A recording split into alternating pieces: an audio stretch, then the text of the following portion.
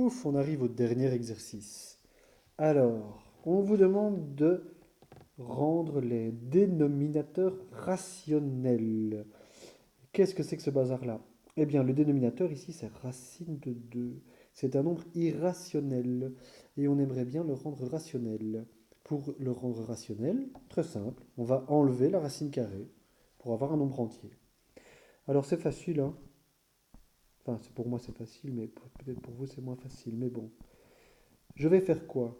Bah, je vais recopier mon calcul et puis je vais simplement multiplier par un nombre en bas et en haut. Par le même nombre, bien sûr, ça je peux faire, hein, évidemment. Comme ça, je garderai la même fraction. Et ce nombre, je vais le choisir de manière à supprimer ma racine carrée. Bah donc, je vais multiplier la racine carrée par elle-même. Voilà, racine carrée de 2 en haut et en bas. C'est exactement la même fraction. Vous allez me dire, bah monsieur, on peut simplifier? Oui, on pourrait. Mais alors on reviendrait au départ. Ce n'est pas le but.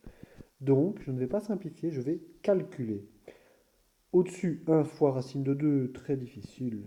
Une fois quelque chose, ben, ça fait quelque chose. Donc, on a racine de 2 en haut.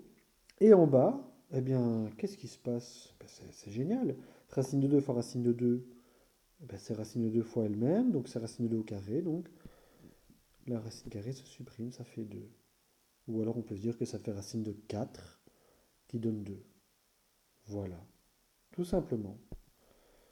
Alors, pour le suivant, on a racine de 8 sur 27. Attention, la racine va sur les deux termes. Alors, il y a plusieurs façons de faire. Moi, je vais le faire de la manière la plus simple. Je vais séparer mes racines carrées. Racine de 8 sur racine de 27. Ne vous inquiétez pas, ça ne leur fait pas de mal. Ensuite, je vais même les simplifier. Ce sera encore plus facile. 8, c'est 4 fois 2. Donc, ça va donner 2 racines de 2. Pour ceux qui ont du mal, avec ça, bah, ils peuvent revoir les vidéos précédentes ou me demander si vous voulez, je referai une vidéo expressément là-dessus. Racine de 27, c'est 9 fois 3, donc ça va donner donc 3 racines de 3.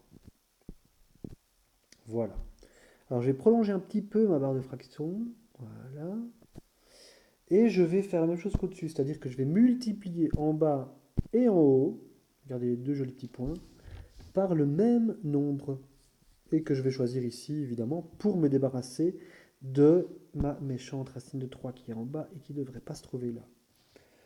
Ah bah tout simple, hein. Bah, je multiplie par racine de 3. Voilà, en bas et en haut. Bah, c'est quand même tout bête. Du coup, qu'est-ce qui se passe?